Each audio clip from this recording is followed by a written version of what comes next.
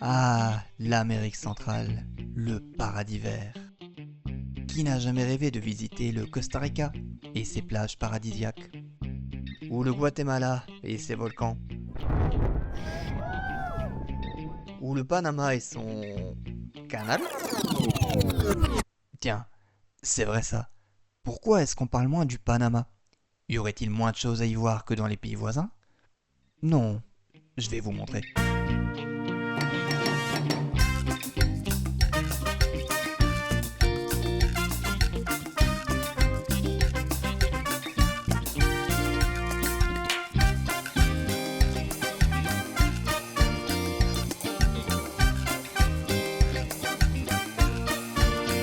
Je voyage avec ma copine, qui est panaméenne, et sa famille. On va passer un petit peu plus de 2 semaines à explorer le Panama en voiture. Première étape, Colón.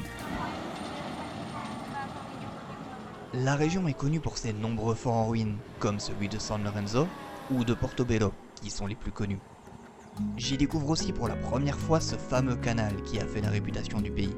Alors c'est vrai, je vous ai dit que le Panama c'est pas juste un canal, mais le canal est si important dans l'histoire du pays qu'il reste un passage obligatoire. On admire pendant un certain temps ces immenses cargos qui vont et viennent dans la mer des Caraïbes. Puis, comme eux, on décide d'aller se baigner et on prend la route jusque Playa Diablo, un petit coin de paradis pas très loin. Elle, c'est Grace, le chien de la famille. Elle aime beaucoup les plages alors, elle est venue avec nous. On passe plusieurs heures dans ce décor de rêve, à l'ombre des palmiers et presque sans aucun touriste. On profite du soleil, on se baigne dans une eau à quasiment 30 degrés, la belle vie quoi. Ah, et je me suis pris un arbre avec mon drone aussi. Mais ça va, il va bien.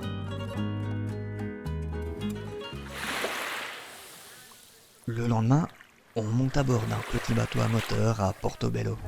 Direction une nouvelle plage paradisiaque. Mais d'abord, on traverse les Venas Azules, une sorte de mangrove magnifique en pleine mer. Ensuite, notre capitaine nous dépose sur Playa Blanca. Le programme est le même que la veille. Baignade, détente, repas sur la plage. On aperçoit aussi un paresseux caché entre les arbres. Vous l'aurez compris, à Colón, on aura surtout profité du sable blanc et de l'eau turquoise des Caraïbes. Au final, on passe presque toute la journée sur Playa Blanca. On part juste à temps pour reprendre la route avant la tombée de la nuit et on se met en chemin vers la prochaine étape de notre itinéraire, El Valle de Antón.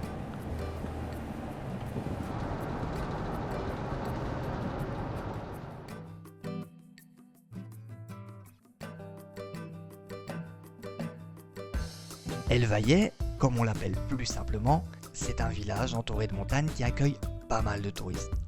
C'est un peu le coin à randonner au Panama, à seulement quelques heures de route de la ville. Perso, ça a été un de mes coups de cœur du voyage.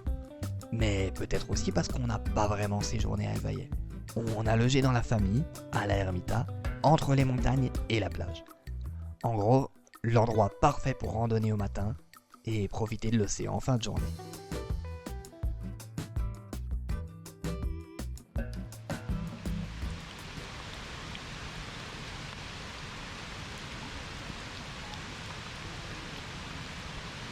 Je ne l'ai pas précisé avant, mais on voyage au Panama pendant la saison des pluies. Alors forcément, il pleut. Beaucoup. Mais l'avantage, c'est qu'il ne pleut jamais longtemps. Et généralement pas en début de journée. Donc on prend l'habitude de se lever tôt pour profiter du soleil au maximum. Mais ça ne suffit pas toujours. Pour notre premier jour à El Valle, on décide de tenter de grimper la India Dormida. C'est un des chemins de randonnée les plus connus par ici. Sauf qu'aujourd'hui, la météo n'est pas avec nous. Les locaux nous disent qu'avec toute cette pluie, le sentier est trop glissant. Impossible d'atteindre le sommet. On est obligé de faire demi-tour, mais ce n'est pas bien grave, parce qu'un peu plus loin, le ciel se découvre petit à petit. À défaut d'avoir pu randonner, on décide de s'arrêter au mirador Cerro La Cruz. Et là, les nuages s'en vont progressivement et laissent leur place à des paysages qui nous laissent sans voix.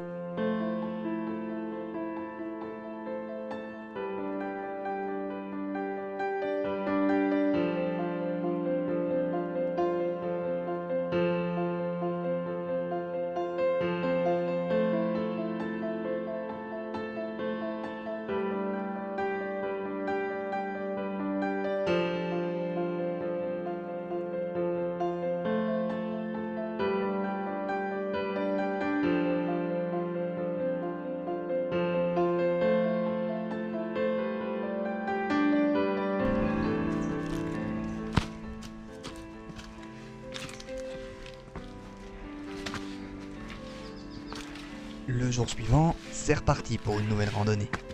On s'en va grimper le Pikachu, avec un O, oui, pas comme le Pokémon. Le parcours n'est pas le plus facile, mais au moins cette fois, la météo est de notre côté. La nature qui nous entoure est magnifique. Après environ 1 heure de montée, on atteint le sommet. Et la vue à 360 degrés récompense largement nos efforts.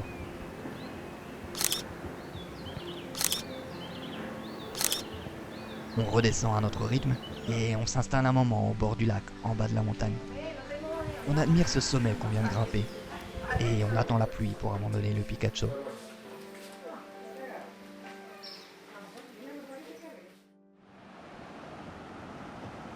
Après 2 jours de randonnée, on s'octroie une pause.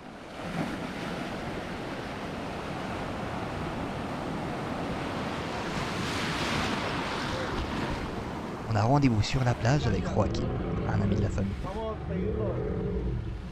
On embarque sur son bateau à la recherche des baleines. On cherche un moment, mais sans grand succès. Du coup, on se contente de se baigner dans l'océan. Oui, Joaquin décide de s'arrêter pour une séance de pêche improvisée. Pas besoin de canne à pêche ici. Un fil de pêche, une bouteille en plastique, et le tour est joué. Alors on n'aura vu aucune baleine, mais au moins on a à manger pour ce soir. Avant de quitter El Valle, on retente l'ascension de la India Dormida. On se dit qu'on ne peut pas rester sur un échec. Et on a vu juste, parce que cette fois, le soleil est bien au rendez-vous. On marche pendant une bonne heure pour atteindre le sommet. En chemin, on croise des cascades, quelques autres touristes et des locaux qui cultivent les champs. Le sentier est beaucoup plus simple que celui du Pikachu. Ça grimpe un peu, mais rien de bien difficile. Et quand on arrive au sommet, on se rend vraiment compte à quel point le village est entouré par les montagnes. On ne se lasse pas de cette vue. On prend le temps d'en profiter, parce que maintenant, on va dire au revoir aux montagnes pour quelque temps. On continue notre road trip vers l'ouest.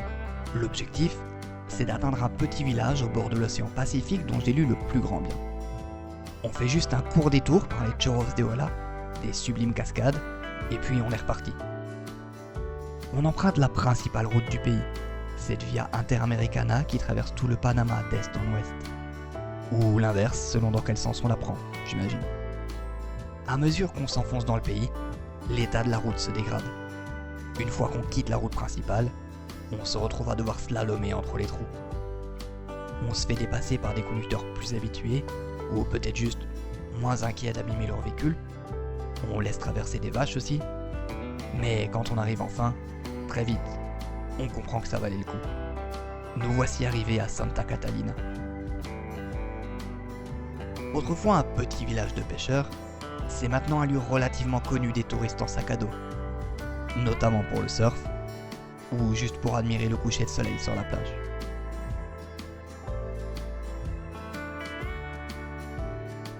Mais ce qui nous intéresse surtout, c'est que Santa Catalina est le point de départ pour découvrir Coiba, l'une des principales réserves naturelles du Panama.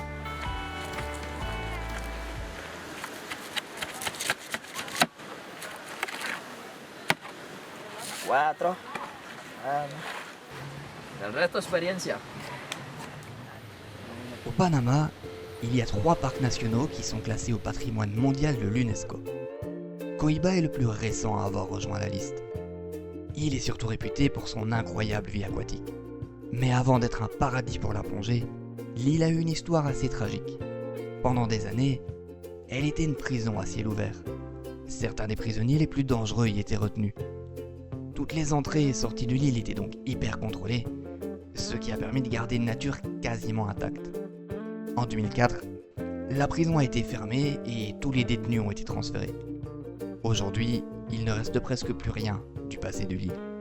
Et Coiba est devenu un des lieux les plus visités du pays. On comprend vite pourquoi. On est à peine arrivé sur l'île que déjà, une baleine nous offre un spectacle impressionnant.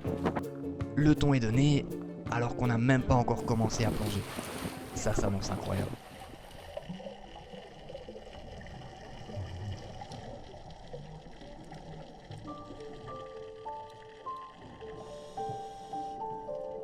Je ne suis certainement pas le plongeur le plus expérimenté, mais en tout cas, je n'avais jamais vu autant de vie sous-marine ailleurs qu'à Coiba. On aperçoit des requins, des raies, des tortues de mer et des tonnes d'autres poissons.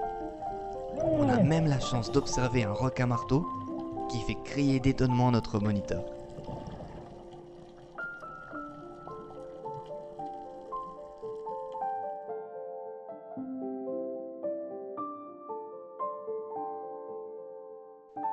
On dit au revoir à Cohiba avec des souvenirs plein la tête et un peu de tristesse d'abandonner un tel paradis. Surtout parce qu'à présent, on approche de la fin du voyage. Et les plages paradisiaques, c'est fini pour cette fois.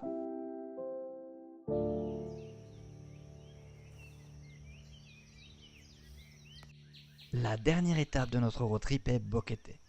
Avec El Valle de Antón, c'est l'autre grand lieu de rassemblement des randonneurs. On se trouve à présent dans la région de Chiriquí. C'est là que se situe notamment le volcan Barú, le plus haut sommet du Panama. Et aussi un des rares endroits où on peut admirer en même temps la mer des Caraïbes et l'océan Pacifique. On aurait adoré pouvoir grimper le volcan. Sauf qu'avec la météo particulièrement improbable de ces derniers jours, on ne se sent pas trop de partir pour une dizaine d'heures de marche. Et réserver une excursion en 4x4 pour être déposé directement au sommet, ça ne nous emballe pas non plus. Mis à part escalader le volcan, il y a 3 principales randos à faire à Boquete. Le sentier des Quetzals, les 3 cascades et le pipeline.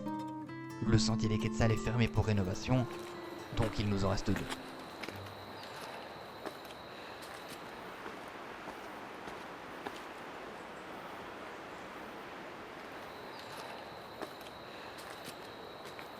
On commence par les 3 cascades. On décide de partir dès le lever du soleil pour être certain d'éviter la pluie. Du coup, on est les premiers sur le site. On a toute la forêt tropicale et les cascades pour nous tout seuls. Et la pluie n'arrive que quand on a terminé la randonnée. Le lendemain, même scénario. On se lève tôt et on s'attaque au Pipeline Trail. Le chemin suit, comme son nom l'indique, à un ancien pipeline qui transporte de l'eau. La balade est agréable, entre les arbres centenaires, voire millénaires, et le chant des oiseaux. On ne voit pas de quetzals, ils sont sans doute trop discrets pour nous, mais on prend notre dernière dose de nature avant de partir.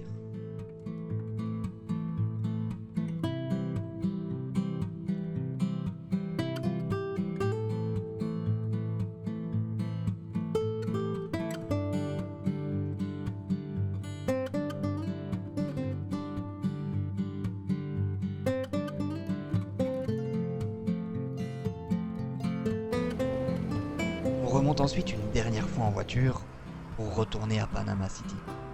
On passe nos derniers jours à flâner à Casco Viejo ou à admirer la ville depuis la Amador Causeway. On découvre aussi une partie de la faune et de la flore locale à Punta Culebra. Et bientôt, il est temps de reprendre le chemin de l'aéroport. Il ne pleut pas pour nos derniers jours dans la capitale. C'est comme si le Panama voulait être sûr qu'on ne se dise pas au revoir sur une mauvaise note. Alors, il me reste encore beaucoup de choses à découvrir au Panama. Je n'ai pas pu voir les îles San Blas, Bocas del Toro, ni grimper le volcan Barú. Mais ce n'est pas bien grave. J'ai déjà vu tant de merveilles en seulement 2 semaines. Et puis, quelque chose me dit que je reviendrai.